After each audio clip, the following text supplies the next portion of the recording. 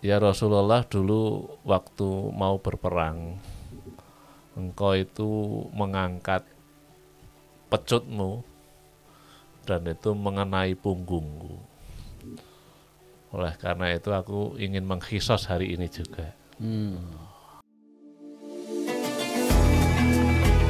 Abah dan Abah.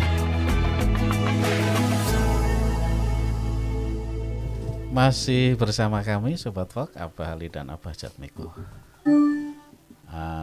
Abah Jatmiko, tadi disampaikan bahwa kalau Allah mencintai makhluknya, maka malaikat akan dipanggil, ya kan, untuk memberikan pengumuman pada penduduk langit. Gitu. Terus kemudian berlanjut, diwajibkan pula makhluk itu mencintai si A, si B atau fulan si fulan tersebut. Tapi kalau kita lihat realitanya ya, Abah Jatmiko, nggak semua orang itu dicintai oleh semua orang. Gitu. Pasti ada aja, ya boleh dikatakan untuk apa namanya, orang sebaik apapun yang dari sisi kita lihat, itu masih ada terlihat sisi negatifnya atau jeleknya dari orang yang memang secara personal dia sudah tidak suka. Nah ini gimana ini apa? Nah, ini kan pertanyaan mengejar, Pak. Mengejar. Tapi kan tadi wajib kan, agama boleh dikejar toh, diumumkan bahwa makhluk ini si fulan wajib dicintai karena memang itu dicintai oleh Khalik atau Allah. Begini, Pak. Hadisnya dilanjutkan. Oke, ya. Wa idza abghadha abdan ta'a Jibril. Tapi kalau Allah sudah membenci seorang hamba, maka juga memanggil Jibril. Ini begitu fulanan fa'abghidahu, kata Allah. Sesungguhnya aku sudah sangat gak ridho sama fulan bin fulan. Maka catatlah, kamu semua juga gak ridho. Nah, summa yunadi fi ahli sama, kemudian diumumkan di penduduk langit bahwa Allah tidak ridho kepada fulan bin fulan. Innallah yubghidu fulan fa'abghiduhu, sesungguhnya Allah sangat benci kepada fulan bin fulan. Tudaulahu ba'dahu fil ard, maka kemudian kebencian itu meratalah juga di dunia ini. Ya. Jadi memang ada dua kutub, Bah. Dua kutub ini maksudnya begini, setiap orang itu ternyata dinilai oleh Allah Subhanahu wa ta'ala. Ada seorang sahabat itu namanya Ibnu Mas'ud, itu pernah bertanya sama Rasulullah, ya Rasul, apakah namaku sudah disebut oleh Allah? Sudah, wahai Ibnu Mas'ud. Artinya memang beberapa sahabat kan sudah disebut oleh Allah. Contohnya, contohnya seperti ya Bilal, kenapa aku sudah mendengar suara terumpahmu berada di surga? Engkau punya amalan apa, kan begitu toh? Terus Bilal mengatakan, ya Nabi, ya Rasulullah, sesungguhnya saya itu senang bersyukur, sehingga ketika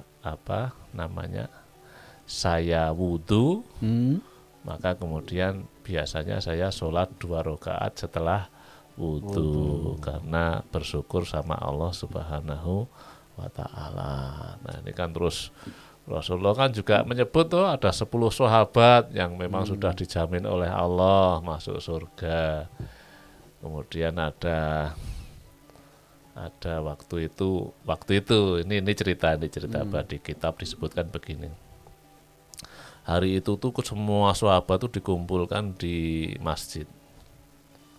Kemudian Rasulullah mengatakan, siapa saja yang pernah saya aniaya, siapa saja yang pernah saya dolimi, siapa yang pernah sakit hati pada hari ini, majulah. Sesungguhnya hisablah aku, balaslah aku, jangan sampai menuntut balas besok di akhirat.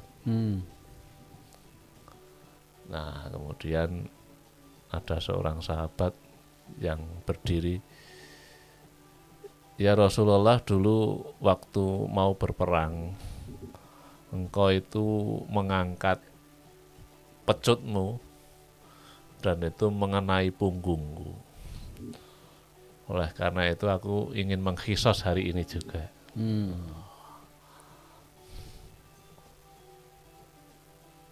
Oh, silakan kalau begitu. Dia maju. Ya Rasulullah, saat itu saya nggak pakai baju. Maka bagaimana aku mengkisos dirimu sedangkan kau pakai baju? Oh, ini kalau bahasa sahabat kan kurang ajar betul ini orang gitu. Oh begitu, ya. Saat itu punggungku tidak pakai baju. Maka kemudian Rasulullah mengangkat baju yang berada di punggungnya itu dibuka di hadapan banyak orang karena mau dikisos pakai apa pecut ini tadi, mau disabet lah. Beberapa sahabat mengatakan, oh begitu aja kok tegelnya sama nabinya dan lain sebagainya. Begitu sudah dibuka punggungnya Rasulullah itu, sahabat itu mengangkat pecutnya. Wah, semua orang pada memekik ya, boleh dibunuh-bunuh aja, orang ini kurang ajar betul ini. Tapi apa yang terjadi? Kemudian dia memeluk Rasulullah dari belakang itu. Wah. Kemudian dia mengatakan, apa yang kau berbuat seperti ini? Ya Rasulullah, biarkan kulitku pernah menyentuh kulitmu, sehingga mudah-mudahan api neraka tidak akan menjilat kulitku. Ya Rasulullah, sesungguhnya aku hanya menginginkan keberkahanmu supaya aku tidak dibenci oleh Allah, tidak diampuni oleh Allah seluruh dosa-dosaku. Biarlah aku menempel kulitku kepada kulitmu. Nah, saat itu semua orang baru sadar. Ya, ternyata memang beberapa orang memang sudah diumumkan oleh Allah mendapat ridho. Ya kan? Nah, terus ada pada saat itu Rasulullah bercerita tentang surga neraka.